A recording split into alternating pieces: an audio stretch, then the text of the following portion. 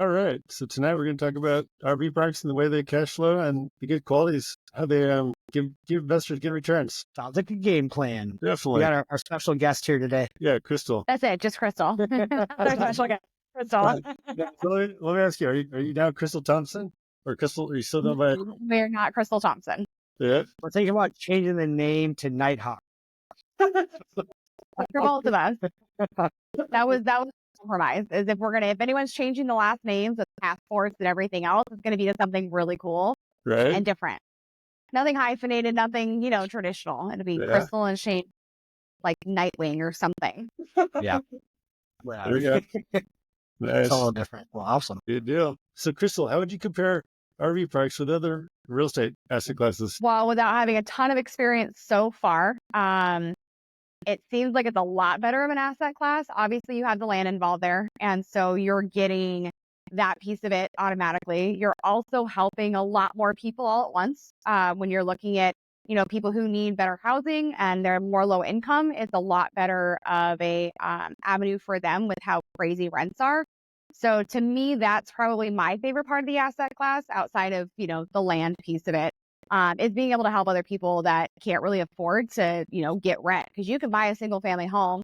One, it's extremely expensive. It's hard to cash flow a single family home, but rents for other people are still extremely expensive. And so it's harder to get into some of these homes.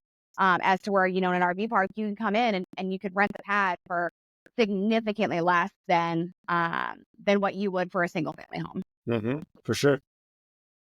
Did your power just go out? It's flickering.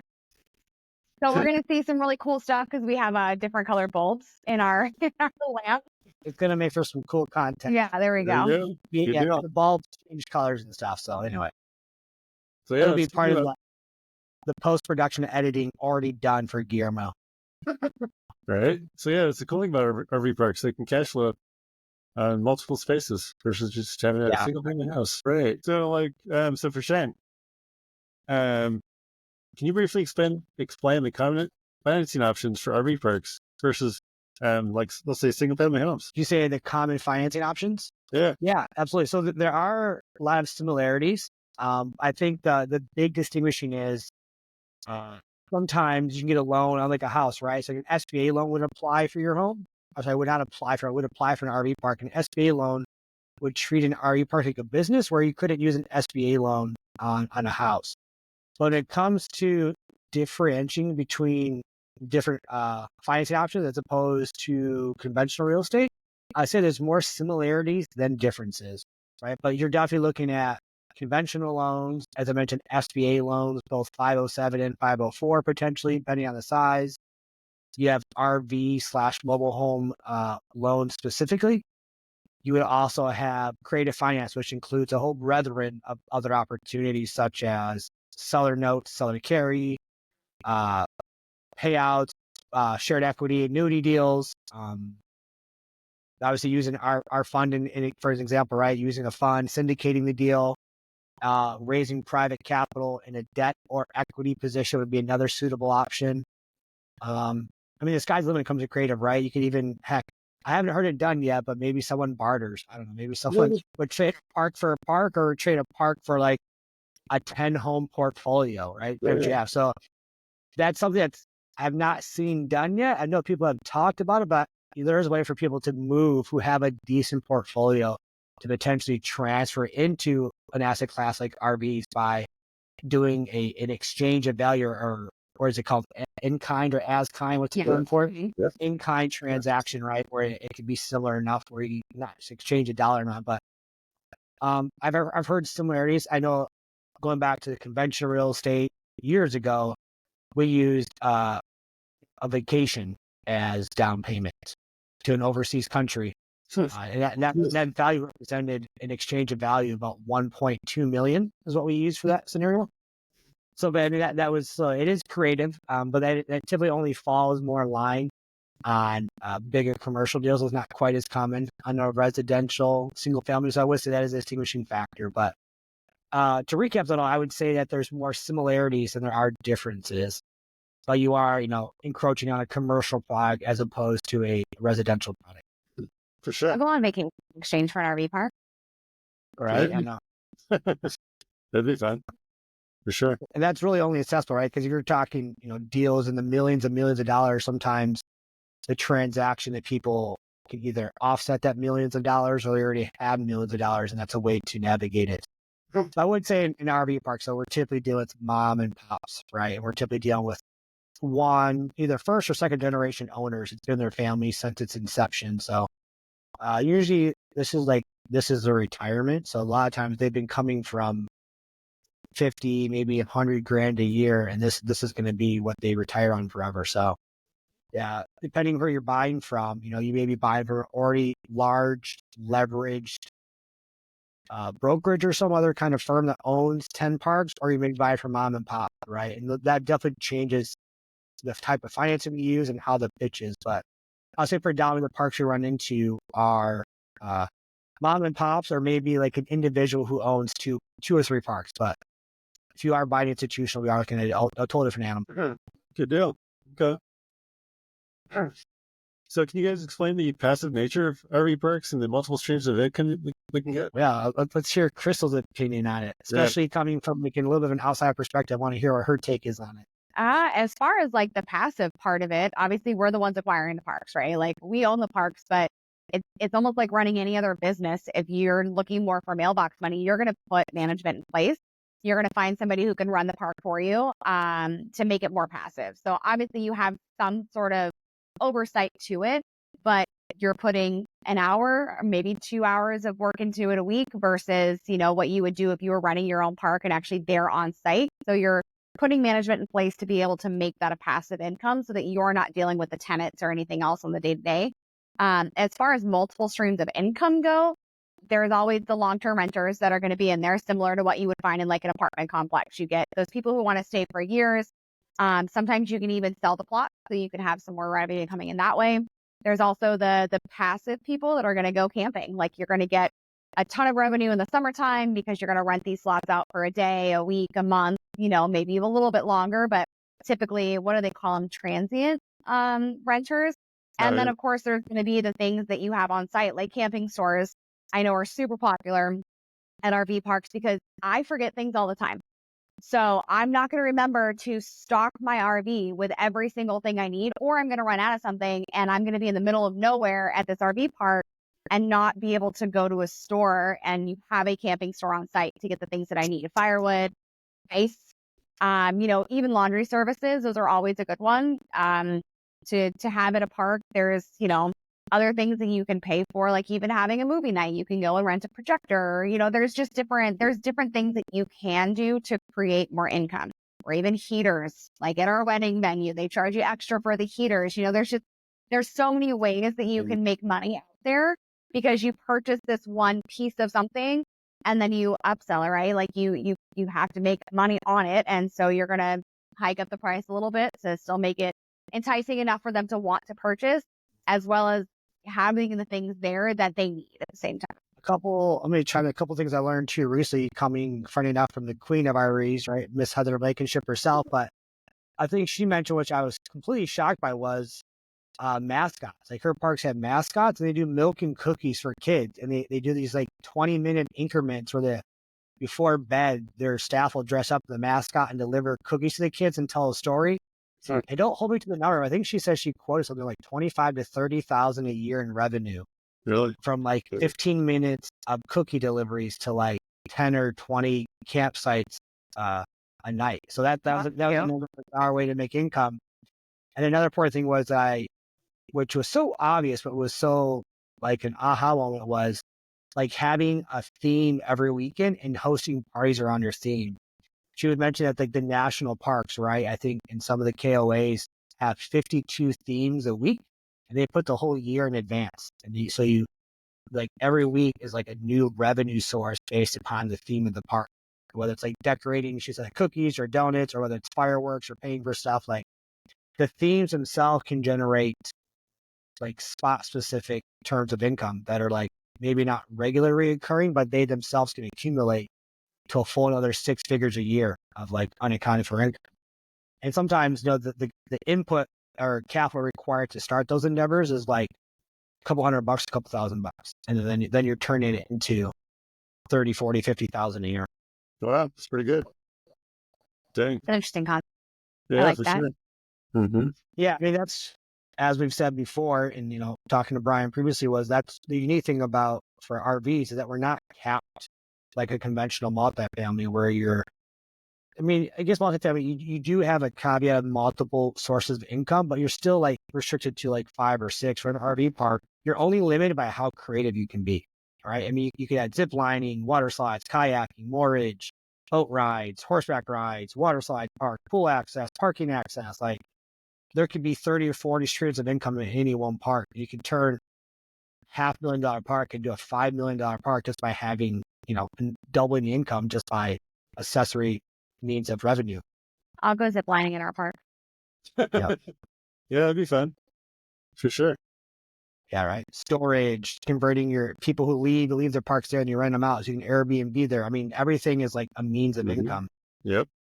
Billing back utilities, right? I mean, some parks don't do that. So even the utility becomes a source of revenue, especially if the state you're in allows you to put a surplus on that bill back. Yeah. So can you explain to our viewers how that helps our investors? Yeah, that's for me. I always find it fun, right? There's a couple of things. One, it's another means of protection, right? Because if we can additionally improve the income outside of just rents alone, we're baking in additional security for continuing preferred returns. And I think second big one is if we can increase the overall value at that 5-year exit, we're now offering that huge multiple return, the equity multiple, so that someone can then, guarantee that return. And then on the flip side, that also gives us ways to recover if there's an oh no scenario. So maybe your rents are low, but we can capitalize on people who are there and generate more revenue without having to increase occupancy.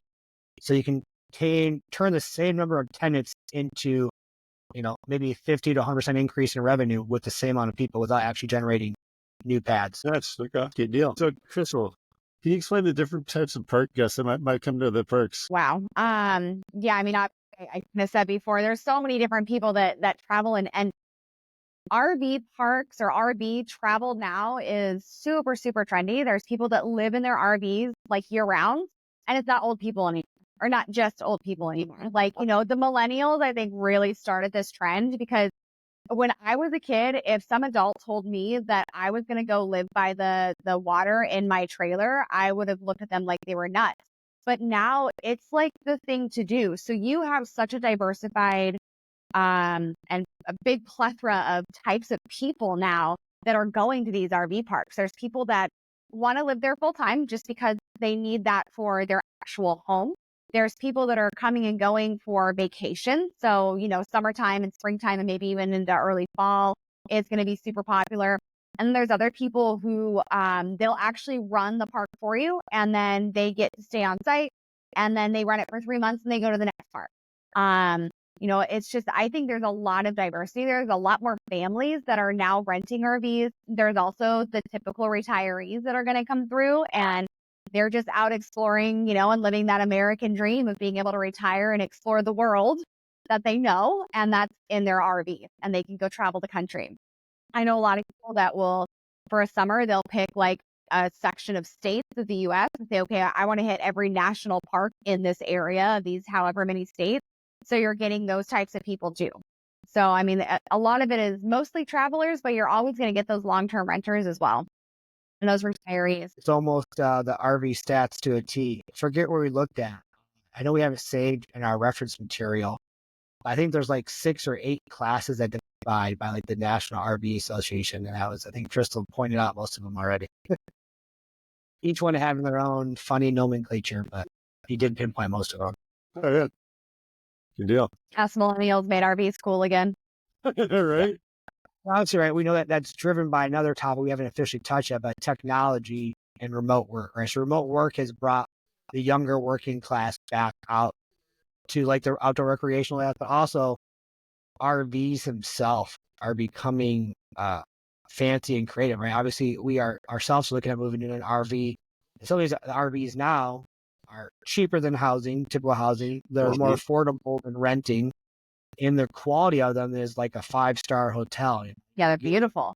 Yeah. You're getting nice finishes, multiple TVs, multiple heaters, Wi-Fi, refrigerator, all those things you need to like live. I mean, you literally wouldn't know that you're in an RV if you're just like blindfolded and dropped inside. You have no indication that you were not in a studio or an apartment or something. So yeah, the technology has made them livable. They're not an accessory or like always the rugged camping experience. Sometimes it is. I guess we're talking to the glamping experience now, but I mean, it's bringing your house on wheels at this point, and there's just as much comfort as you would in any stick and built home.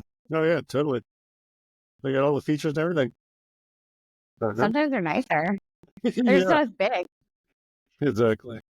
Yeah. I mean, I pay $1 million for some of the finishes that are in these RVs for $100,000. So it's crazy. Mm-hmm. You just got to keep it under your 400 square feet, unfortunately. Right? Tight quarter. Still bigger than my old studio apartment, so it feels lavish to me. Definitely. So Shane, can you explain how we evaluate parks and their investment potential and why it makes it a deal? We just cross our fingers and hope for the best. Yeah.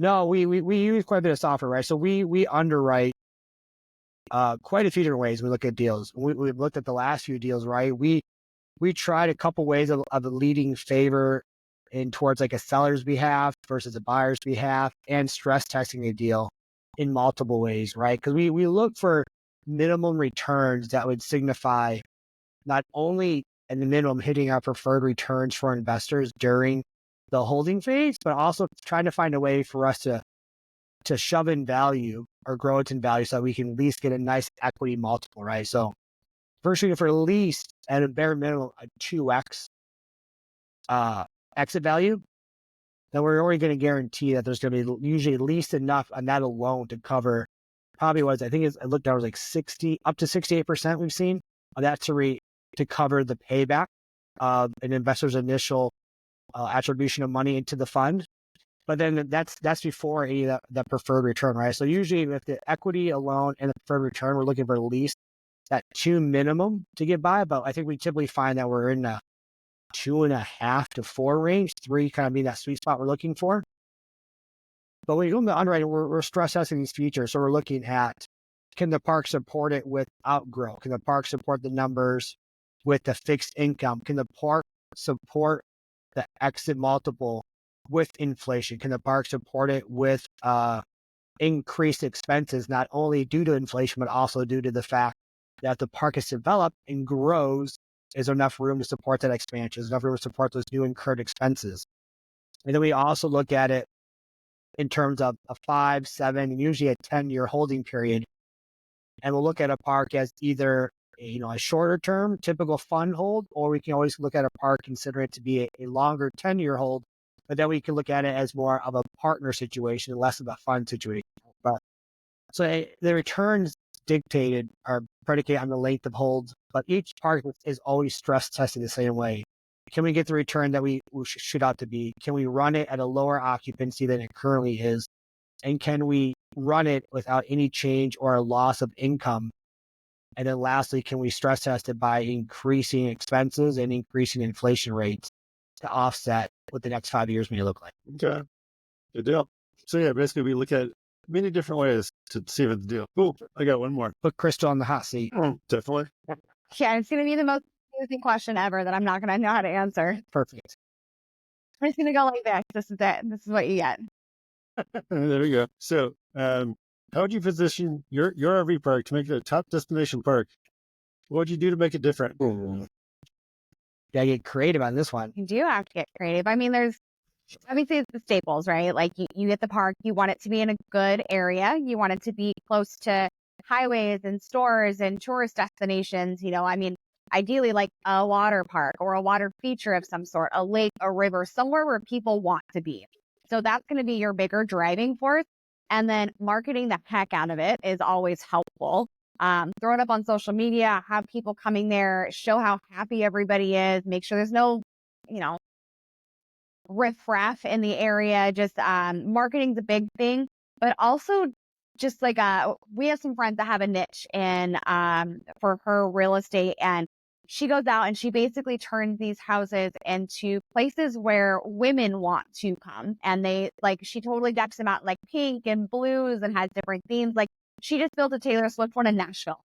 So, I mean, it's things like that where if you brought in, kind of like Shane was talking about the theme weeks, if you're looking to differentiate yourself, go out, scope out your competition, figure out what they're doing and how effective that is for them, and then completely change it up and do something that's going to be equally as fun. You know, having movie nights, having a space where, you know, having dog parks in there, having a space where kids can do certain things, having a petting zoo. I mean, there's so many different ways that you can make yourself different. But the biggest thing is obviously going out and seeing what else is around you and using the natural features of the area to complement what there is already happening. You know, like if you're in Nashville, doing something that's complementary to Nashville, even if you're like right outside of it, you know, have live music come in. There's so many different ways to creatively set yourself apart. Definitely. Good deal. Well, thanks, Crystal and Shane. Awesome. We're ready to wrap her up. Any takeaway points on your end, Crystal? Any thoughts or questions? Yeah. Not this time. Not this time. Not this time. There will be next time. Now I will have detailed questions next time.